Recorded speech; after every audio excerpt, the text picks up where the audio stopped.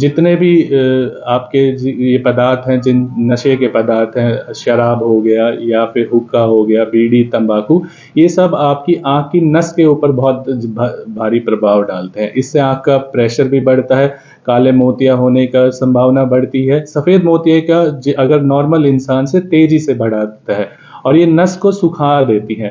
ऐसे केसेज़ में जो एक बार रोशनी चली जाती है, उसको हमें वापस लाने में भी दिक्कत रहती है। तो हमारी पूरे समाज को, पूरे अपने मरीज़ों को ये सलाह रहती है कि कम से कम नशे के पदार्थ ही लिए जाएँ और तुरंत अगर फिर भी आपको कोई आँख की बीमारी या आँख में कोई दिक्कत लगती है, तो आप जल्दी से जल्दी अपने डॉक्टर को भी दिखाएँ। डॉक्टर साहब कितने दिन में हाँ जी। उसको देखकर क्या?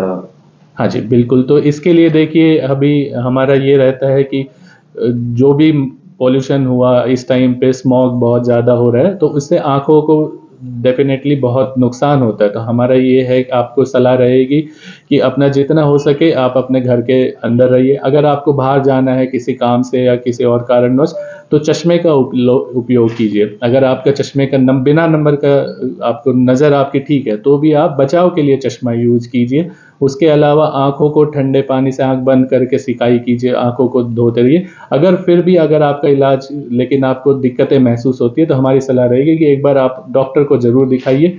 उससे आपका और अगर कोई दिक्कत हो रही होगी, तो उसका भी पता चल जाएगा और दवाइयाँ आपको सही टाइम पे शुरू की जा सकेंगी। अगर हम एलर्जी का जल्दी इलाज करेंगे, तो जल्दी ही उसका निवारण भी हो जाएगा। पॉल्यूशन के जैसे केसेस भी आते होंगे सर? बिल्कुल आते हैं जी सर। अभी आजकल हमारे पास कंजक्टिवाइटिस, एलर्जिक आई डिज़ीज़, उसकी वजह से होने वाले ड्राइनेस, ये मरीज़ों की संख्या थोड़ी-सी इस दौरान बढ़ी भी है, तो हम उसका भी पूरा इलाज यहाँ पे अवेलेबल है। अगर इसका ट्रीटमेंट ना कराएँ, तो इसको दिखाया ना, तो वो कुछ हानि भी हो सकती है सर? बिल्कुल, उससे क्या होता है कि जो हमारे कॉर्निया का जो एक बाहर की काँच की पुतली होती है, उस पे सफ़ेदी होने का और लंबे समय तक अगर एलर्जी रहती है, तो आँख में सूखेपन की बीमारी बन जाती है, जो कि फिर उसका इलाज और हमें लंबे समय तक करना पड़ेगा। इसलिए जल्द से जल्द अगर आपको कोई भी दिक्कत महसूस होती है, तो आप जल्दी से जल्दी हॉस्पिटल में डॉक्टर को दिखाइए।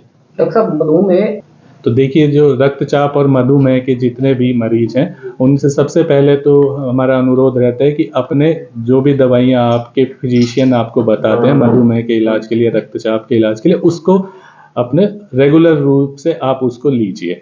उसके अलावा हर 6 महीने में आपको, अगर आपको आँखों में कोई दिक्कत भी नहीं लगती है, तो भी आप अपने पर्दे की जाँच के लिए हर 6 महीने आँखों के डॉक्टर को दिखाइए।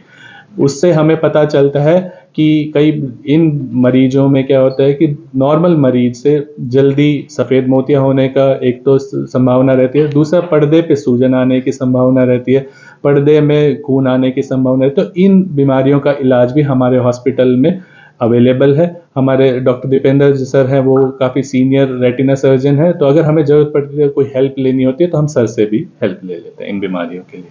आम यदि बिल्कुल, खान-पान में। और दूसरी चीज़ है कि आजकल जो कार्यशैली भी बदल गई है, लोगों ने बाहर घर से निकलना बंद कर दिया है। अभी तो हम ये कह सकते हैं कि पॉल्यूशन है, जब वातावरण साफ़ भी होता है, तो हमारा ये सलाह रहती है कि बच्चों को हर दिन में 2 घंटे आप घर से बाहर, स्कूल के अलावा घर से बाहर खेलने के लिए भेजिए, जिससे कि उनकी दूर की दृष्टि और मजबूत होगी। गृहिणियों के लिए भी हमारा ये है कि अगर आपका 40 साल से ऊपर आपकी उम्र होती है, तो एक ये पास की नज़र सबकी कमज़ोर होती है। तो उसके लिए अगर आपको ज़रूरत पड़ता है, तो आप चश्मों का इस्तेमाल कीजिए। आजकल मोबाइल और टीवी सब लोगों का इस्तेमाल ज़्यादा बढ़ गया है, तो उसके लिए भी अगर आपकी नज़र बिल्कुल ठीक है, तो भी आप मोबाइल और चश्मे, लैपटॉप, इनके लिए भी आप चश्मा स्पेशल हमारे पास अवेलेबल है। आप उन चश्मों को यूज़ कीजिए, जिससे कि आँखों का नंबर बढ़ने में भी आपकी रोकथाम होती है।